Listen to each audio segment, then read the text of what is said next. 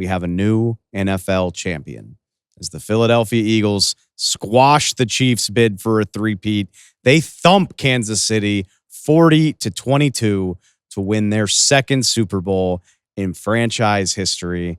It's Kansas City's first loss by more than 2 possessions since October of 2021. Truly pretty unprecedented stuff in this Patrick Mahomes era. The Eagles flying high, having avenged their Super Bowl loss from 2 years ago. And look, there's plenty of room for heroes when you finish a season 17-3, and especially when you wrap up the competitive part of a Super Bowl really in the third quarter. Nick Sirianni got the Gatorade bath with 3 minutes still to go in the game, which I don't know if it's a record. It certainly feels like the earliest I've ever seen the Super Bowl winning head coach get the Gatorade dumped on him. Plenty of room for heroes. Saquon Barkley made NFL history on Sunday night, becoming the first 2,500-yard back in league history, passes Terrell Davis's number for regular season and playoff yardage. Vic Fangio and his defense hassled Patrick Mahomes into arguably the worst day of his NFL career. And then there's Jalen Hurts, who, despite plenty of criticism, came through in another effort on the biggest stage in the game, 17 of 22, 221 yards, rushed for a Super Bowl record, 72 yards and a touchdown. A.J. Brown, Devontae Smith both took turns feasting on single coverage. The Eagles finished with 345 yards of offense in a game where they really stopped moving the ball, trying to move the ball at the beginning of the fourth quarter. And at the center of it all was Hurts, who pulled all the strings in a performance that won him Super Bowl MVP. Not to mention Tom Brady's final LFG player of the game for this year. Someone we're quite familiar with at this point, Jalen Hurts. Great performance by you. How did you manage to have your best game possibly in your career in one of the biggest moments of your career? Well, I give all glory to God, first and foremost. He's greater than all the highs and the lows.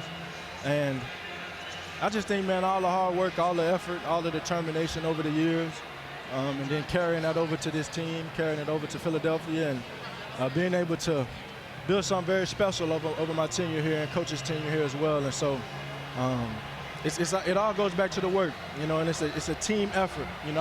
I was telling Mr. Lurie, defense won championships. And that defense played their ass off today, and it showed. It's amazing, and you did it all game long right from the beginning.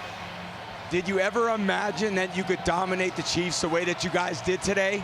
Well, I think it was a matter of taking it a play at a time. The whole thing was focusing, blocking out the noise and ignoring the wind and staying true to what the main thing was. And so earlier in the year, we set out to do this, and this was the ultimate mission. And it looks like we did it. I'm still processing it. I know. We worked so hard for something, and it comes, and just really want to soak it in. It's going to take a while to process it. You're going to wake up tomorrow morning, and you're going to feel so good. What I want you to feel good about is don't let that jersey out of your sight. I had a few stolen over the years. I ain't letting that happen. So keep track of that. It's going to be memorable down the road. I'm so happy for you. Congratulations to you and your team. You guys played so well all season long, and there couldn't be a better Super Bowl champion than the Philadelphia Eagles, and you led them to victory. Congrats, my friend. Much love, man. Appreciate you. Appreciate you. Every game that I broadcast, I award the LFG Player of the Game to that one player who makes me say, let's go. You won't see many better examples of complimentary football, especially in a game this big. Jalen Hurts, Eagles offense coming to life with a lot of help from a Philadelphia defense that came to play, to put it mildly. 5 different Eagles pass rushers charted a pressure rate of 20% or more against Kansas City. 4 guys finished with 4 or more pressures. 2 guys finished with 2+ sacks. That would be Josh Sweat. 2.5 sacks, 3 quarterback hits, had a pressure that led to one of Mahomes' 2 interceptions.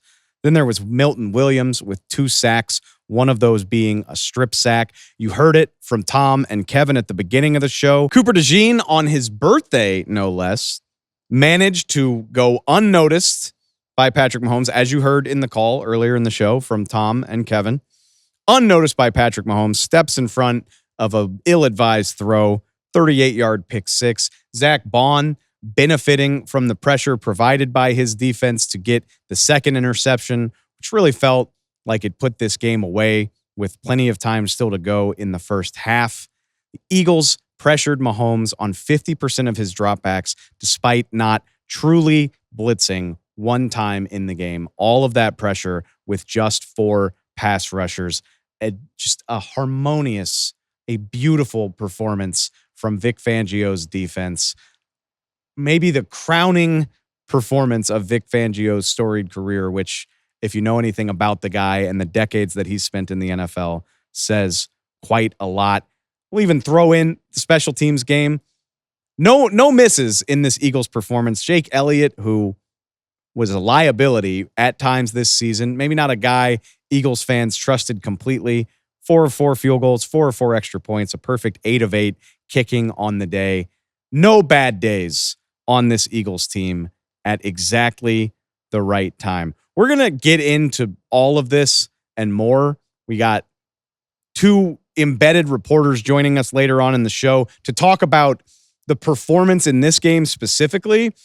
But before we do that, I think it feels important to think of what the Eagles just did in a fuller context, because it sounds crazy to say this is an Eagles team that at one point looked like it was capable of the run that we've seen from the Kansas City Chiefs. They were good enough to be the 1 seed in the NFC in 2022. They lose that Super Bowl to Kansas City by a field goal at the end of the game. They come back the next year. They respond with a 10-1 start. The famous Super Bowl hangover need not apply to that team until it does way later than usual. They lose 6 of the next 7. They crash out of the playoffs. It was a collapse bad enough to put pressure on Nick Sirianni, convinced a lot of people before this season even began to write this team off as a true contender because the vibes in Philly seemed that bad. What went unnoticed by way too many people was that Philadelphia responded to that collapse by completely remaking themselves. Big piece of the failures of 2023 was bad decisions in coaches by Nick Sirianni. He replaced 2 fantastic coordinators with 2 hires that were in over their heads, dressed that decision fantastically in 2024. He brings on 2 of the most qualified coaches that were available last year. Fangio at defensive coordinator, Kellen Moore at offensive coordinator. Needless to say, those 2 hires paid dividends all season long and in the biggest game of the year. They turned to free agency. They turned to the draft. They got aggressive, as general manager Howie Roseman loves to do. And the story of this Eagles season is that virtually every single one of those decisions cashed in. Fangio and Moore speak for themselves. Saquon Barkley, the marquee free agent addition from the rival New York Giants, literally set records in his first season. The first and second round draft picks, Quinyon Mitchell and DeJean, were difference makers basically from the word go. Chauncey Gardner-Johnson, key piece of that first Super Bowl team, goes to Detroit for a year, comes back, gets 6 interceptions for this feisty Eagles defense. Mekhi Becton, washed out of New York as a highly touted left tackle, plugs in at guard as a training camp whim, something Nick Sirianni and Jeff Stoutland noticed during the course of OTAs, actually, I believe it was. Plug him in at guard where he is a star. Maybe the most surprising example of this at all, Bond, who signs on from the New Orleans Saints as a special teams afterthought, gets moved to inside linebacker by Fangio, becomes an all-pro and a defensive player of the year candidate, and helps the Eagles lock up a championship in the stadium where he used to be a special teams guy. You add that many game changers to a team that was already good enough to win 11 games last year and lose a Super Bowl the year before, maybe this shouldn't have been a surprise. Clearly it was, because so many people, yours truly included, picked the Kansas City Chiefs to win this game. But maybe it shouldn't have been. An all-time heater of aggressive decisions, gambles that paid off in a big, big way. Wasn't without its setbacks, wasn't without its drama. There's always bound to be at least a little bit of drama in Philadelphia. But the Eagles have been one of the best teams, one of the most impressive rosters in football for the last 3 years at minimum. And now they have another shiny trophy to add to their case to prove it.